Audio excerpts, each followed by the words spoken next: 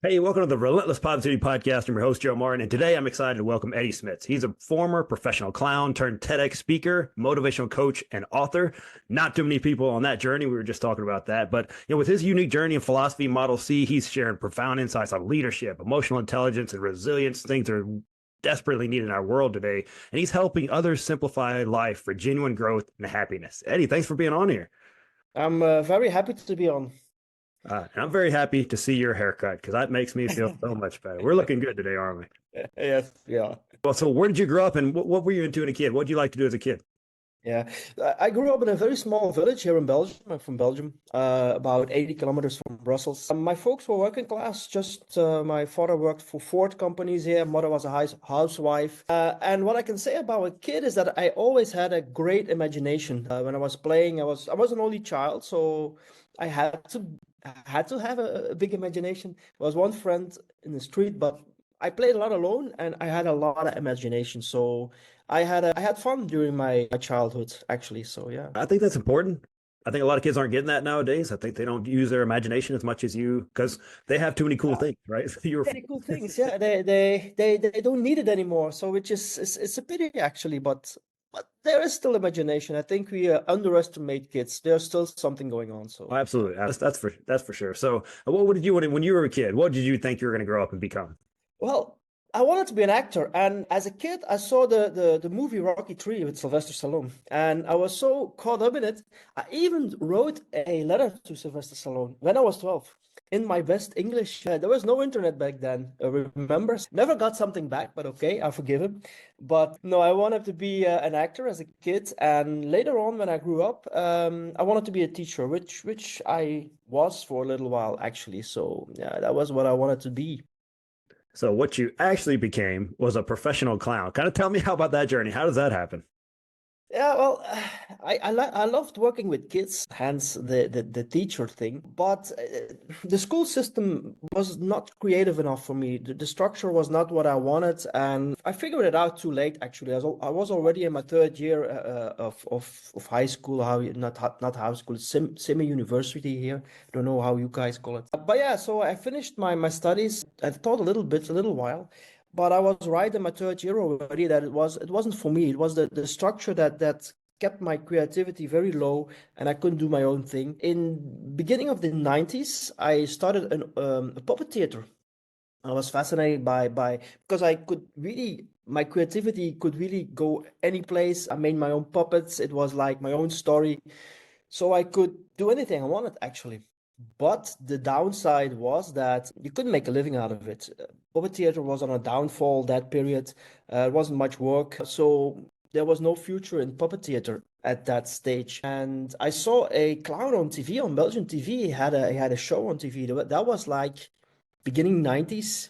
And the figure of a clown intrigued me because it had so much the children were drawn to it, right? And I said, "Hey, this is cool. This is wow." I was really fascinated by it, and I started to look things up. Going to the library, look things up, talked with people who knew people, etc. Of course, it was a long search again, pre-internet. Now you have all these questions in 5 minutes, right? But the more I looked into it, and the more I got interested, and my journey began with following a course, and from this came that, and I started to do children birthday parties, and I rolled into it. And at some point, I think I was like 5 or 6 year in it, I got the opportunity to perform for children in hospitals. And I immediately said yes, which was a big leap but what I didn't know back then was that performing for sick children is a totally different ball game, you know. When you put on a red nose, normal kids, they come on running, but that's not the case in hospitals. They are sick, they are afraid, they are in pain, and especially the last years of my work, I work with palliative kids, so I knew they were going to die, and then it's another ball game. But of course, more fascinating, more interesting. You have to become a really strong, not only clown, but also human being. And I learned so much during those 10 years that I did that I actually wrote it down what I learned and how you could use this attitude of or what we did as a clown, how we can use that in your real life or in your business or in your relationship or whatever. You can use it in everything actually. So yeah, that's a little bit the story of becoming a clown. That's amazing, right there, from teacher to a clown, right there. So I think if you kind of like combined wanting to be an actor and a teacher, and it almost kind of comes. At some point, everything fell together because I also learned how to play the piano as a kid. Gave it up a little bit, but all these things came back later when I made my own theater shows and we wrote our own music. We made everything ourselves, so everything seemed to have some kind of thing back then. But I'm still this clown figure is very strong. Is when you do it with good intentions, you can reach children and also adults, you can reach them in a very deep level. So yeah. So I think people think they know about clowns, but tell us something people don't know about clowns. What they don't know, I think the most, let's say, to begin, it's a profession like any other. It's like being a doctor, being a mechanic, being a nurse. So it's a profession, and it starts with that. It starts by seeing from, hey, but this is just like any profession. You have to learn things, you have to have some skills, and I think that's the biggest mistake that people make is, oh, it's only playing, and it's for laughs, and the biggest problem is, and actually I still have that for a little bit, is that they don't take you seriously because you, of course, I understand now because you're a clown. But I think that's the biggest misunderstanding about a clown that people have. And of course, like everything, there are so many clowns, right? You have the mime clowns, you have the hospital clowns, you have the with all the makeup clowns, you have so many different kinds. But I think in origin, if you want to sell it in one sentence, the clown is somebody who is very naive, and in his naivety, he draws things out of people, and he gets things, and that's what I like about it. It's you can really touch people at a very deep level, just a little, and then everybody probably understands what I want to say. Everybody knows or knew Robin Williams, right? Which is, for me as a clown, has always be a big example of me, for me, as a hero for me. And you see how much he touched people in his movies, in his shows, in his what he said in life, right? And that really is the force of a clown, the power. Sorry, the power of a clown. Yeah. Oh, that's amazing. If anyone's ever seen the movie Patch Adams, that's kind of a. I'm That's that movie shows very well what you can reach with how you can reach children and what you can do with this clown figure. I think it's everybody should see the movie. Yeah, absolutely. Yeah, it's a great movie. I mean, Yeah, it's a tearjerker, but it's an awesome movie, awesome message. So I'm sure yeah, that's kind of what your experience is with well in real life. absolutely. So you mentioned some skills earlier, something you were known for, some amazing balloon skills. What was kind of one of the most impressive things you ever made with a balloon? Yeah. Well, I always, for me, it was always the small things. And that's also in clowning. Sometimes the small things can get the biggest results. It's like, I mean, let's compare it with a car, with Ferrari or Bugatti. They are small cars, but they make a big impact, right? And that's also a little bit what I did with clowning. I helped in teams, made amazing things, halls full of balloons with like coming into an ocean, under an ocean, all these big animal stuff. But what I really liked was the detailed stuff. So I had one act, and almost nobody did that. I really made caricatures from people from their faces at the table where they are alive, and they really resembled them. So that's what I love to do. Also, the clowning, of course, comes into that because making balloons, the skills, or the if you watch somebody make a balloon, it's actually boring. So you have to do something while you are making that balloon, right? You cannot just make the balloon and because that's really boring. After 2 minutes, everybody is yawning. So I had to do something with that. Yeah, that was the clowning. That was the mimic. That was the humor. And that was what I love to do about balloons, actually. So it was small but detailed for me. That's amazing. I can blow it up and tie it off, and I'm doing okay then. And I'm done. So I can't imagine making a caricature. That is amazing right there. Yeah, I thought that yeah, yeah. did blow them away. So what are some of the most powerful lessons you learned from working with these kids? Well, there are three actually. The most, and I use that in everything now, is I was always baffled by the honesty of children. They are so dead honest in every step of the way. Even children who have literally just a few days to live, they are so honest, brutally honest sometimes. But that's what I love about it. Not only in hospitals, also when later when we played, I also played children's theater. Sorry, and if they didn't like it, they just told you. We don't like that, or they started to move around or to do things, and then you knew I gotta change something because this is not going right.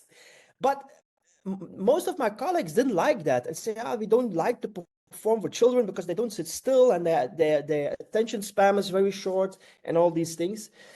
But I always saw that as a challenge. And the more I played with children, the more I did these things. For once, I got a real love for small children, 2.5, 3 years, because their fantasy is, their imagination is still so big that you don't need many things. You just need yourself. Actually, that's all you need. You don't need props. You don't need anything. So that's really what I love. Back to this, to the basics, actually. So that's really something. The honesty of children, that was a really powerful lesson for me, and I learned that in hospitals, in clowning, absolutely. The other thing that I learned from working with these children and working as a hospital clown is not to give meaning on things. When you come in a room and you have a child of, I had so many, let's say 4 years old, right, who has just a few weeks or days to live, then that's what it is, right?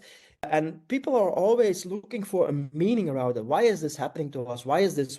This can't be happening, etc. And all this thing around. And I learned to dislocate myself from that. Because when you do that, you can't do your job anymore. And I understand that people want to give meaning to all these things, but sometimes, and that's also in real life, sometimes there is just no reason and no meaning. If you want to give a meaning to a child, to a 4-year-old that dies from cancer, there can't be any meaning on that. It's for me, that's impossible. And I'm not want to rub into people's faith or whatever it is. Certainly not, with all due respect. That's the second thing I learned. Don't give a meaning at somebody because there is no meaning when you are born, and you, like me or you, we are born you in America, here in Belgium. We got lucky for the same money we got born in Africa. We were there, and we would have a totally different life. So what's the meaning of that? You know what I mean? That's a good one. And so that's something also. And I also tried that to learn at clowns who were beginning or who were just coming in to do the work. Don't give meaning to things. Things are what they are, and see them as they are. Name them as they are, because kids also do that. They don't give meaning to things. They just name it what it is. They say, literally, doctors say I have 10 days to live. So that means if I sleep, then it's only 9. They say it literally. I heard that literally. So that's because they don't give meaning on it. And if you can do that in your real life, it's a big step towards happiness, for example. If you can do it, it's not easy, of course, but you can do it if you think about it. And if you really think deep about it, then there is no meaning things. And that's really a step to happiness. And the third big thing I learned is that it's not about you, and don't make it about you. That's also a thing that we said, or that I said, and still say to clowns who just come in and do the work. You are not the show. Don't give a show to these children. They don't expect it. They don't want it most of the time. Don't act as a clown. Don't play a clown. Be a clown, right? Come into the room, see what's going on. Don't make it about yourself. And here again, that's also a thing you can draw to business. You can draw to relationship.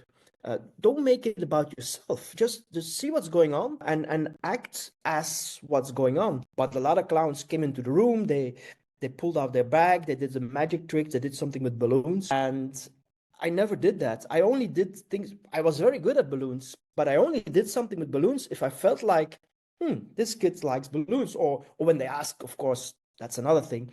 But otherwise, you have to figure out what people around you like and love, and not assume that they are waiting for you to give whatever it is. I see the same thing I see at network events, right? You see these people who come in and they immediately tell their story, and but if there are 4 people around, you don't know if they're interested. Do they want to hear your story? And then most of the time they are polite and they just stay and listen. And afterwards they say, this guy, we don't like him or whatever. even worse things, and it's normal. We want to tell our story. I know that, but do we ever ask, does somebody want to hear our story? We are not. So that's these three things. Of course, there are many more lessons I learned, but these are the three biggest things: the honesty, the not giving meaning in things, and not make it about yourself. Actually. Those go across the board. I don't care what industry you're in or what business you're in. No, and that's also, see, that's also one of the powers of a clown. I performed for 2.5 years. I performed for 12 years olds, 14-year-olds, 18-year-olds, 25-year-olds, 30-year-olds, 40-year-olds, old people like 70 plus, 80 plus, and everything in between. Because this character, this clown character, has something that applies to everyone. And that's why we can learn so much about the character as a clown. As a leader, for example, you have to be able to speak to different people. So you have your managing team, but you also have the cleaning lady or whatever. You have to figure out, okay, what am I talking about? Who am I talking to? And that's a very important skill. And a clown has that skill. Of course, he has to learn it. You have to learn everything. But once you have that skill and you know exactly, okay, now I have this kind of people in front of me, I have to talk this way or speak this way, or I have to act this way, or I have to speak louder, or I have to speak more slowly. If I don't speak, for example, if you have the 2.5 to 3 years olds, it's better you don't speak because they don't understand what you're saying anyway. So it's much stronger that you don't speak. Again, here in real life, sometimes it's when you don't speak, you say more than when you speak, right? So it is really linked to everything. If you want to listen, if you want to draw some conclusions out of this clowning, there's a lot of knowledge and a lot of things you can just that's what the book is also about. You can just switch it to another thing, and it's a great observation from you. It works for everything.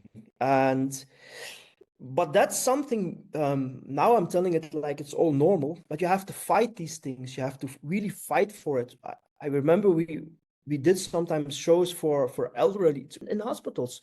Like when in Belgium, it's like until 14-year-olds, they are in the department where kids are 14 years. So 14-year-olds are also there. And they never want to see a clown because they think they're too old for a clown, right?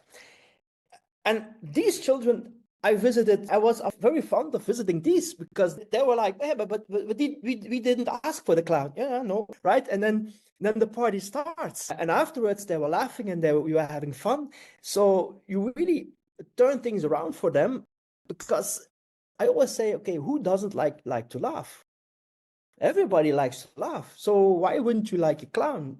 Which is premier thing to do is make you laugh and giving you a good time. So that's just big fun. That's and again, now that thing, you encounter that too with when I speak to people. What has a clown to tell us? What could he tell us or learn us or teach us? It's the same thing again, right? So but now of course I have to explain, but the hospital stories help. But again, you have to prove yourself over and over, and that's something I used to resent. And now I know it's something that's part of the job. That's part of my job as a public speaker or whatever. What I do is to make people see that what I do, that really has impact, and that people can learn, and that it inspires people. And whatever they take away from what I do, it's good. They take one thing away, it's great. I mean, I understand also now better that when I'm explaining these things, people that I explain it to, they are not clowns. So you always have to explain it in a way that everybody understands. But telling the stories of a hospital helps enormously. Yeah, that's it. I love the brutal honesty of children. I work with kids, 14-year-olds, and one of my favorite stories is a kid I was working with. I like to bring my dog in. He likes animals, so I'll bring him in every now and for one of our sessions. And he was petting my dog one time and looking up at me, petting my dog and looking up at me, and he said, "You know what? I like your dog a whole lot better than I like you." I was like, "Huh? No offense, my friend. I like my dog too." But he's not trying to. It's beautiful. It's beautiful. He's not trying to lie or do anything. That's just how he feels. I love that age, man. They're hilarious. How did you make that switch from a clown to professional speaking? What does that look like? Yeah, so there was one step between. It was like 2015. I was a little bit fed up with it. I really had a burn down or burnout, how you call it. I've had it, too much and then at some point COVID came, and I was figuring out what now? What can I do? And then coaching came on my path, and I said, "Hey, that's something I can do, like we are doing now, speaking via Zoom or whatever media." And I did that for a while, and I liked it. But what I missed was the interaction with an audience. I didn't have an audience anymore. It was one-on-one, which was nice and good, and it could help people. I worked the same principles that I did as hospital clown, so that was all good. But I missed the audience so much. I missed the interaction. I missed the witness. Something happens in an audience, you react, and that's what I missed. And so I did the TEDx talk at that point, because during COVID you have the time to do other things, and I prepared a TEDx talk, and after COVID I did one. And that's how I discovered that public speaking was, I really loved it. And it felt, for me, it felt the same as a clown performance, because you interact with people at front, okay, now I'm talking for a bunch of lawyers, now I'm talking for a bunch of nurses. So you have to adapt. Okay, what's their language? What's the thing they want to know? What do they want to learn? And that's all the same as that being a clown, is really figuring out what to do. And in the moment when somebody reacts, you react back, and so you have this ping pong game, this between the one in the audience and yourself, and that's what I love. When I can, in the meantime, inspire people, and really, it's inspiring people, motivating people. Yeah, then I have two, how you say that, two stones in one throw, or how you say that. And I can also reach more people. The coaching is one-on-one, but now you can reach a lot of people with public speaking. But I love it.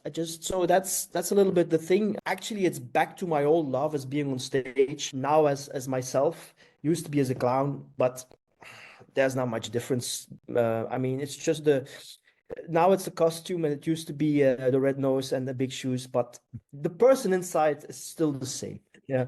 And something you talk about a lot is resilience and overcoming challenges. I think everyone can relate to that. But how about a personal story for you? I mean, obviously, making that jump from clown to speaker, there's a lot of hurdles along the way. What's some personal stories about resilience? Yeah. It's my life is really like that. The thing is, I always you have two ways: or you follow your passion, or you follow the money, or the in between, or the business interests you. You're an entrepreneur, whatever. But with me, it was always passion, and so you follow that, and you always come at points where you're stuck. I remember when I was years in as a clown, and I thought, oh, it's going good, and people laugh, blah blah blah, and I went to follow a course. And the first time in my car, was already crying, because I had the feeling I knew nothing. Because this woman, there was a woman clown, she had so much knowledge and so much insight in this clowning that I had never seen and never heard of.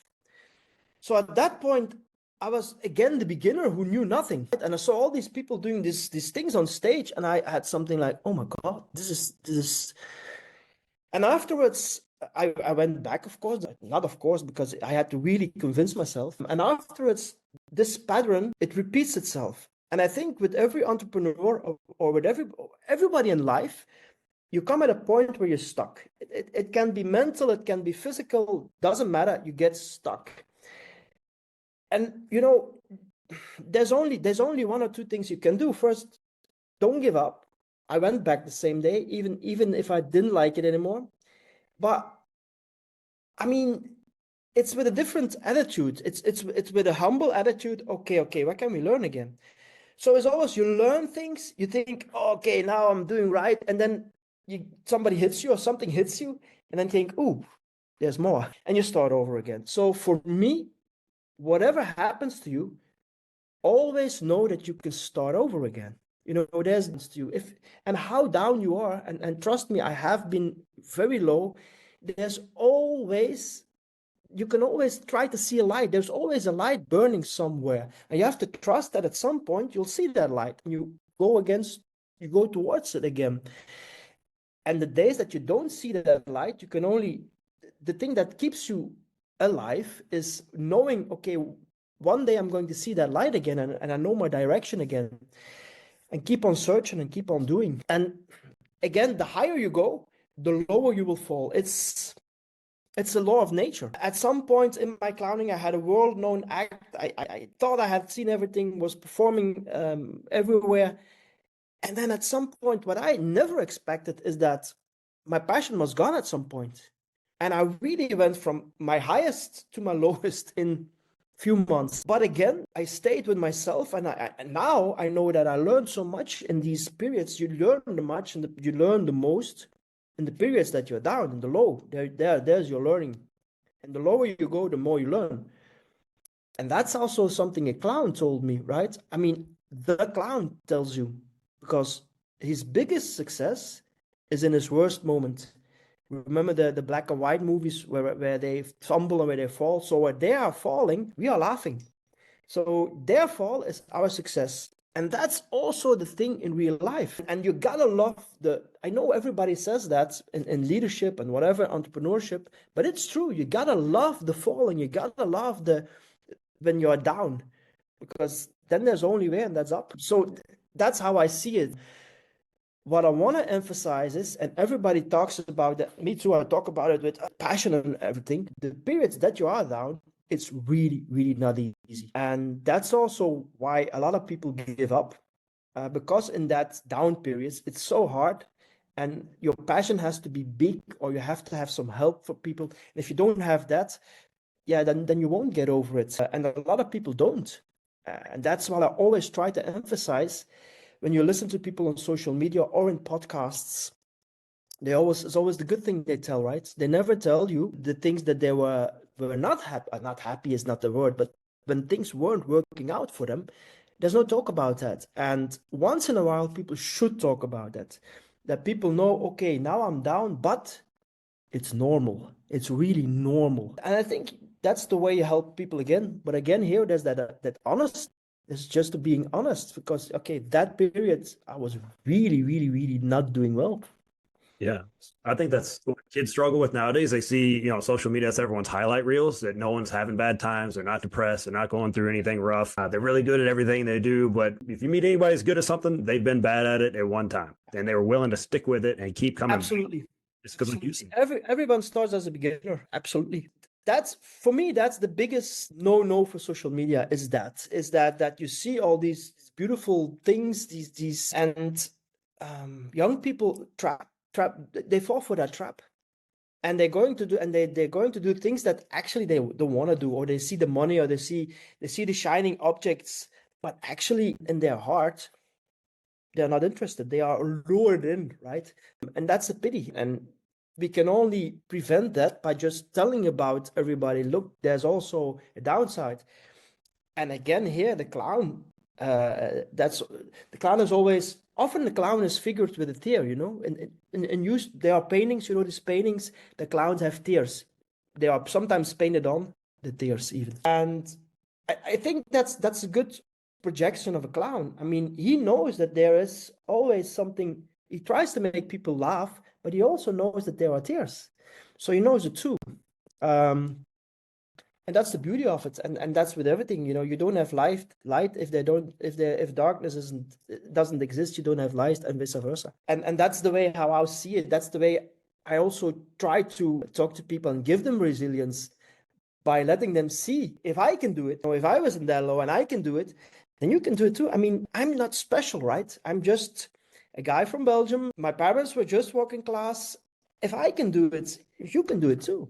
No question about it. So I think that's so important, seeing something like that, hey, if he can do it, if she can do it, then I can do it. If you see that example in real life, it's so important. Absolutely. You mentioned earlier how about you use humor to kind of break down that 14-year-old defenses, which if you've never tried that, that's a tough defense, a 14-year-old. But how can you also use humor and, helping with emotional intelligence in maybe a business setting?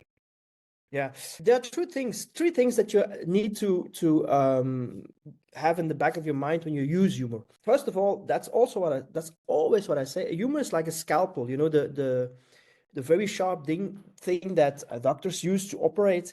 So you can save somebody's life with it, but you can also kill somebody with it. And That's how you have to see humor. Now, the three things that you can use it for, the first thing is you can test the waters. What I mean with that is, as in your professional life, as in your relationships, when you use humor, you kind of get the person opens up a little bit. You test, what can I do here? Also in my talks, when I'm on stage, I throw a few laughs in, and I know immediately, okay, this is my kind of audience. Of course, you have to learn and you have to with everything, but so you can really test the waters. You can also in a relationship, when you're going out for with a boy or a girl the first time, how is the humor coming over? You really test each other. There's for example, there's a study that they asked at girls from 18 to 24 what the number one characteristic thing was that they fell for a guy, and it wasn't the six pack. That was like very low. It was humor. Everybody wanted a guy who could make them laugh, right? But again, testing the water. So that's one. The second thing you can do with humor is you can tell the truth without hurting. If you're a little bit further in that humor, you really can just tell the blunt truth. But if you tell the blunt truth, blunt like it is, people won't like it. So, but when you tell it with humor, it's a totally different ball game. They will, for once, hear it more. Because when you tell something in humor, the chances that people are hearing it are a lot more. But also, you won't hurt people, or you won't get that counter reaction. No, it's not true, right? And no, you'll drop it with humor, and you can say actually everything, really everything. So that's the second thing you could do. This also, again, is for business, is for your relationship, is for everything. And then the third thing is humor really helps to put things into perspective and to relativize things. I don't know if you know, or you are familiar with the English humor. They are very good in that, right? Something is bad or something doesn't work, they have a way of telling it so everybody is laughing, but this is a perspective here.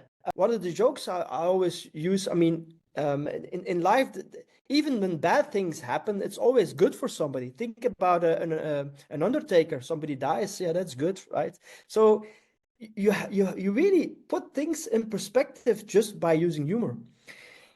And again, you can use it in business, in your life, with your friends, whatever. But before you start with humor, the scalpel thing is really important. You have to take it easy in the beginning. Know where you have another totally different humor for, let's say, for an audience of nurses than an audience for car salesmen. I'm just throwing something out. Your humor has to be totally different. You have a totally different humor at work than amongst friends in the pub. Totally kind of humor, different humor. And that's the scalpel, right? If you tell the wrong joke at work, they'll kill you. Yeah, we've all done that. We told the wrong joke in the wrong place. But the good thing is you can turn things around with humor also. So if you tell a bad joke, you can immediately turn it around and then we go back to point one. It's test the waters. Then you immediately know where you're at. So, yeah. There you go. Came full circle with it. I like that. Was impressive right there. But you spoke to audiences around the world and gave so many insights. What is, when you give a talk, is there one thing you'd like the audience to walk away with? Yeah. Although that's for me, but I think it's for 90% of the people out there. You really want to find what you want to do in life, whatever that is. And you're lucky when you know it's early. Then you're lucky. Then you're just lucky. But if you don't know it, keep searching for it. There will be something, and keep just doing things and jumping into things. And at some point you'll know what you love. And then the second thing is, of course, follow it. And again, if you do what you love and you really follow your heart, then actually anything is possible. That's the thing I really love my audience to take away. And that's why that's how I call myself a motivational speaker, not an expert of whatever. No, I really want to take people in my story and give them this, what I have. You can use this too. See, it's easy. Just use this, right? And that's another thing I try to, especially with a younger audience. There is nothing new in this world. For you, it's new, right? You read a book, it's what's in that book has been written 2,000 years ago also. I'm sure of it.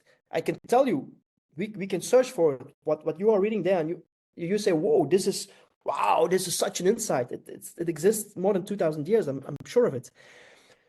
But saying that, when there's nothing new, you also know that insight is very important, because once you have the insight of something, you can use it for everything.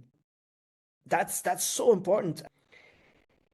I know that with getting older, it's easy to see things and it is easier to put things in perspective, but that doesn't mean that we not have to tell it to the youth. I mean, if they don't listen, it's okay, but at least you told them, right?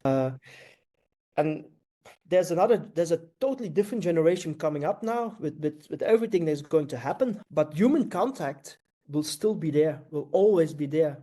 You can have as many AI and everything that you want, which is all good and it all has its merits, but the human connection, that's something no robot will ever learn. We're born to be in community, that's for sure. So I know people are listening right now, so I like what this guy is saying. So how can they, pick up your book, hire you as a speaker, get some of your coaching? What's the best place for them to follow you?